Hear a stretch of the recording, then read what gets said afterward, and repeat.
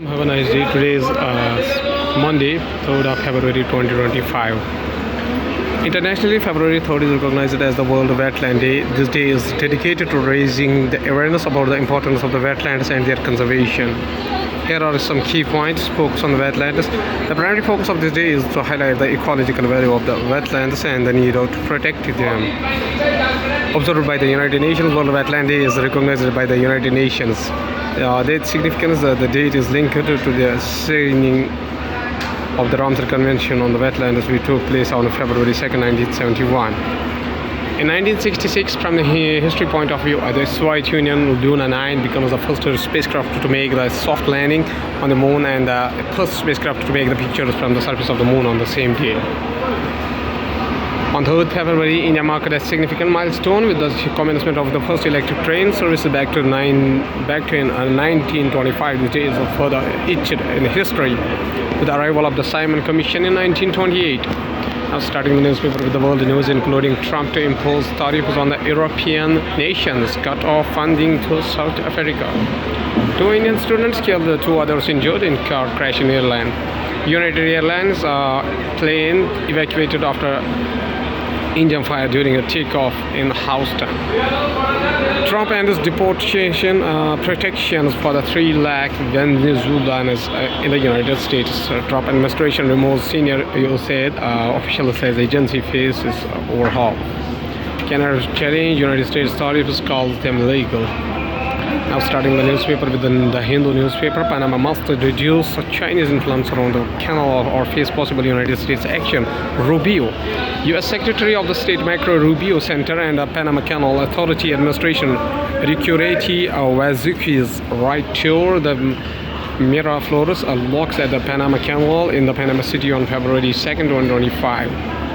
United States Secretary of the State Marco Rubio has told the Panama's president that the country must reduce Chinese influence over the Panama Canal area or face potential retaliation from the Trump administration. U.S. Secretary of the State Marco Rubio brought a warning to Panamanian leader Jose Mulino on Sunday, February 2nd, 2025, immediately reduce what President Donald Trump says is Chinese influence over the Panama Canal area or face potential retaliation from the United States.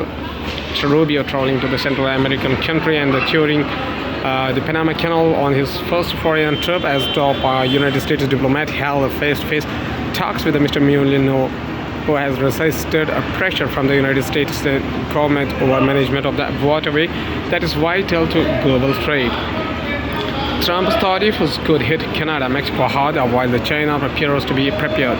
The United States tariffs on the Canadian and Mexican imports could be incompatible with the USMCA and trade deal Donald Trump inked during his first presidential term.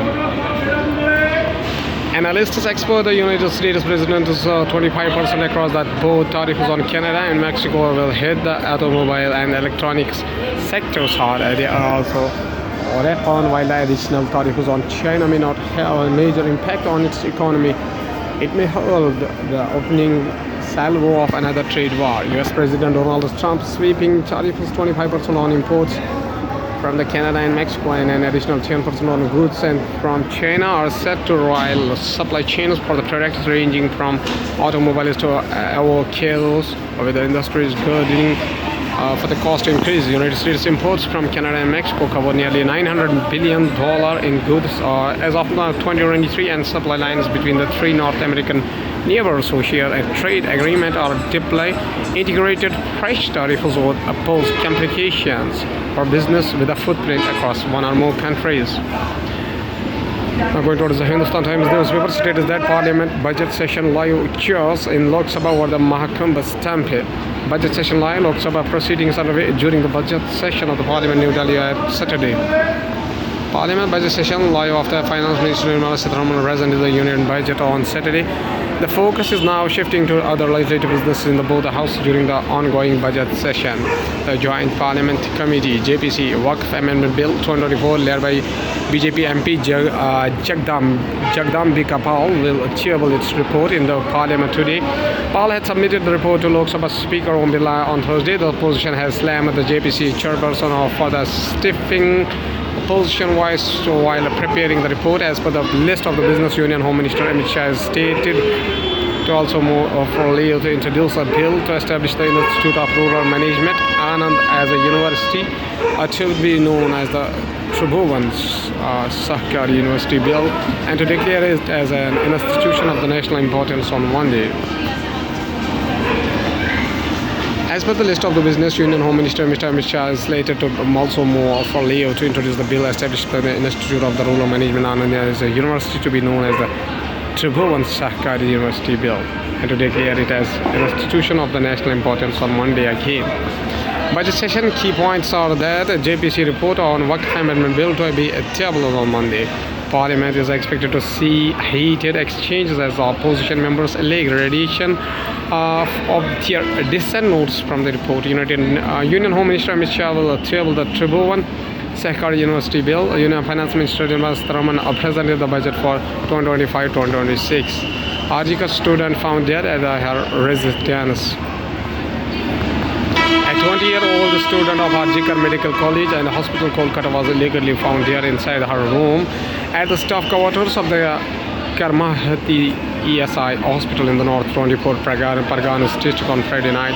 The woman used to live with her mother, who is an employee of the hospital. Police officers aware of the matter said on Sunday, adding that they are yet to ascertain the reason that they led to her death. The second-year MBBS student's body was found by her mother. The woman did not answer to the repeated calls made by her mother, who was on duty, so the mother rushed home and broke into the quarters with the help of the other nearby residents. A district police officer said on a condition of anonymity. There was no suicide note found at the spot. A case of unnatural death has been registered. The officer added a post-mortem examination was conducted at the local Sargar Datta hospital. Police did not find anything suspicious yet, the officer added. Going towards the economy of the country from the business point of view, GST rate, rationalization, simplification, the works discussions between the central state underway. Doing away with the 12% slab has been discussed. Discussions has been central in the states have taken place to undertake not just GST rate rationalization, but also simplify the structure with a particular focus on doing away with the 12% slab, the Indian Express has learned. Cut in import duty, a message to the world, says Finance Secretary. Incidentally, the customs duty changes were announced by New Delhi just before the Trump administration slapped China, Canada and Mexico with the high trade tariffs. Finance Secretary Tuhin Kanta Pandey. India awards first of Trump's tariffs while China, Mexico and Canada take the initial hit. Despite repeatedly criticizing India's tariff structure, Trump's first executive order to impose the trade tariffs did not mention India, signaling that bilateral trade negotiations may be on the cards later this month, when Prime Minister Narendra Modi is scheduled to visit the United States. US President Donald Trump gestures as he arrives at Palm Beach International Airport on Friday. Going towards the science and tech, we have the difficulty here to be predict DeepSeek's potential impact on the power demand, Japan's METI says. In late December, the government released the draft of its basic energy plan. Japan's industry ministry is aware of a view that the expansion of the data centers may increase the demand for electricity. Japan's industry ministry is aware of a view that expansion of the data centers may increase the demand of electricity. However, it is difficult yet to predict how demand may change with the appearance of one technology such as DeepSeek, it is said by email. In the late December month, the government released a draft of its basic energy plan, a majority policy document reviewed about the energy every 3 years, projecting electricity generation would rise between 10 to 20% by 2040 and reciting higher AI-driven usage. OpenAI chief Sam Altman says artificial intelligence company needs new open source strategy. A member of the Reddit group asked Altman whether DeepSeek has changed his plans for future open artificial intelligence models. OpenAI chief Sam Altman on Friday said his high-profile artificial intelligence company is on the wrong side of history when it comes to being open about tech. OpenAI chief Sam Altman on Friday said his profile artificial intelligence company is on the wrong side of his history once again when it comes to being open about how its technology works. Altman's comments came during an Ask Me Anything session on Reddit. where he fielded questions including whether he would consider publishing open artificial intelligence research. Altman replied he was in the favor of the idea and that it is a topic of discussion inside the San Francisco OpenAI. Based OpenAI, sorry. I personally think we have been on the wrong side of history here and need to figure out a different open source strategy, Altman said. In reviewing crypto position due to the global changes, senior official says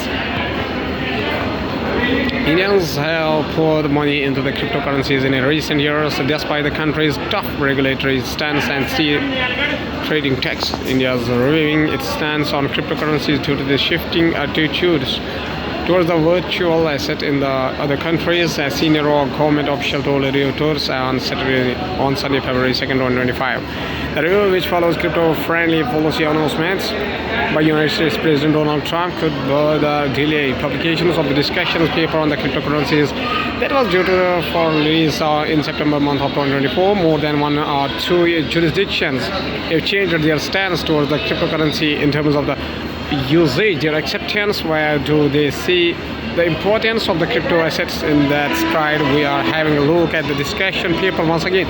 India's Economic Affairs Secretary Ajay Seth said in an interview, making health system push economic growth, a case of missed opportunity from science and tech also.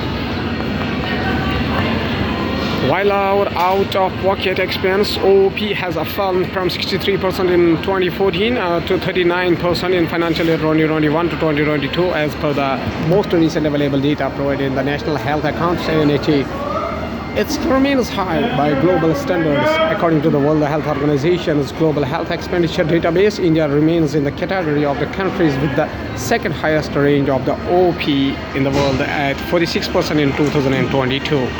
To make our economy grow, we need to push private consumption. To increase the private consumption, people need more disposable income. For that, one route is to be reduce the money an ordinary person spends on the basics such as health and education. The union budget 2025-2026 seems to have missed this opportunity. We need to focus on ensuring higher uptake of public health facilities. A third-term government with the stability and continuity can take higher risks to push for bolder programs and structural changes. But the budget does not seem to be indicate this direction. It is business as usual. Now, at last, there's a famous personality from South Africa, that is Nelson Mandela, whose full name is actually Nelson Rolihlahla Mandela, born in Rolihlahla, Mandela. On 18th of July 1918 up to 5 December 2013, was a South African anti-apartheid activist and a politician who served as the first president of South Africa from 1994 to 1999. He was the country's first black head of the state and the first elected in the fully representative democratic election. His government focused on dismantling the legacy of the apartheid by fostering racial reconciliation. Ideologically an African nationalist and the socialist, he served as the president of the African National Congress (ANC) party from 1991 to 1997. Mandela was a controversial figure for much of his life, although critics on the right denounced him as a communist terrorist, and those on the far left deemed him too eager to negotiate and reconcile with the apartheid supporters.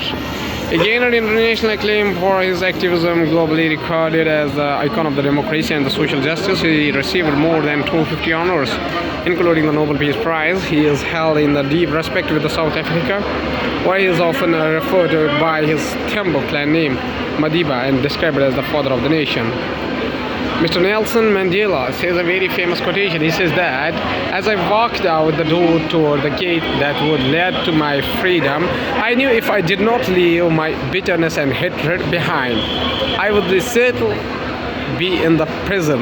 Okay, thank you.